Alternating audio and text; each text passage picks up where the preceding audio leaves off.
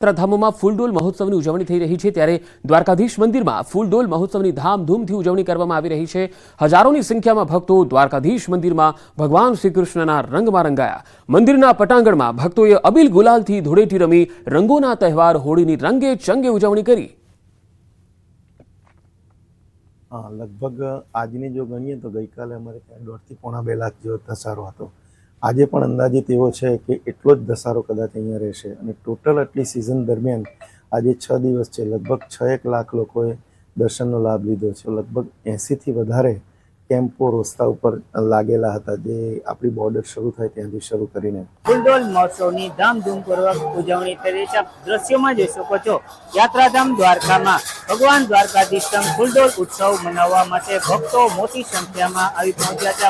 સીધા દ્રશ્યોમાં જોઈ શકો છો દ્વારકાધીશ નિજ મંદિરમાં ભક્તો મોટી સંખ્યામાં ભગવાન દ્વારકાધીશ ફૂલડોલ ઉત્સવ મનાવી રહ્યા છે ત્યારે હાલ દ્વારકા નગરીમાં ભક્તિમય માહોલ જામ્યો છે। દ્વારકા મંદિરની અંદર મોટી સંખ્યામાં દૂર દૂરથી પદયાત્રિકો આવી પહોંચ્યા હોય ત્યારે આજે ફૂલડોલ મહોત્સવમાં લાખોની સંખ્યામાં ભક્તો દ્વારકા પધારી રહ્યા છે અને નિજ મંદિરની અંદર ફૂલડોલ મહોત્સવની ધામધૂમપૂર્વક ઉજવણી થઈ રહી છે ત્યારે હાલ દ્વારકા નગરીમાં ભક્તિમય માહોલ વચ્ચે ફૂલડોલ ઉત્સવ ઉજવાઈ રહ્યો છે।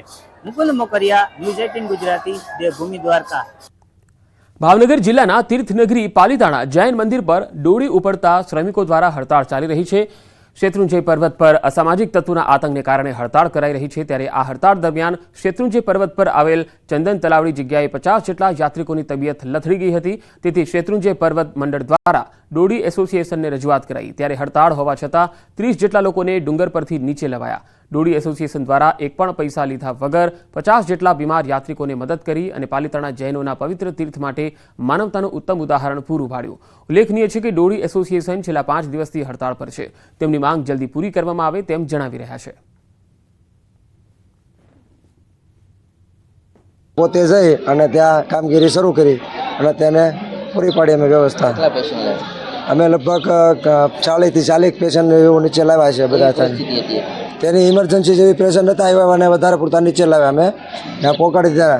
10 જ મિનિટમાં આ રેસ્ક્યુ ઓપરેશન ચાલુ કરવાની તૈયારી દેખાડી અને એમ પણ કીધું કે જ્યાં સુધી એક યાત્રિક નીચે ના આવે ત્યાં સુધી અમે મહેનત કરશો અને કાલે લગભગ રાતના 7 વાગ્યા સુધીમાં 50 જેટલા યાત્રિકોને નાનુભાઈ નીચે લેવા આવ્યા। સુરતના સચિન રામેશ્વર પાસે આગ લાગી ગઈ। કપડાના ગોડાઉનમાં આગ લાગી હતી। આગે વિકરાળ સ્વરૂપ પણ ધારણ કરી લીધું હતું। ફાયર વિભાગે મેજર કોલ જાહેર કર્યો હતો। આગ કાબૂમાં આવી ગઈ છે। હાલ કુલિંગનું કામકાજ ચાલી રહ્યું છે પરંતુ જ્યારે આગ લાગી હતી ત્યારે કેવા દ્રશ્યો હતા એ તમે તસવીરોમાં જોઈ શકો છો।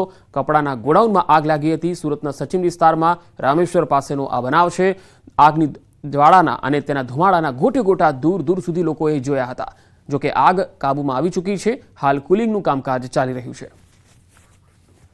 તો સુરતના સચિન વિસ્તારનો આ બનાવ કપડાના ગોડાઉનમાં આગ લાગી હતી અને આ આગ એટલી વિકરાળ હતી કે મેજર કોલ જાહેર કરવામાં આવ્યો હતો અને ફાયર બ્રિગેડે સતત પાણીનો મારો ચલાવી અને ભારે જહેમતે આગ પર કાબુ મેળવી લીધો હતો। હાલ કુલિંગનું કામકાજ ચાલી રહ્યું છે।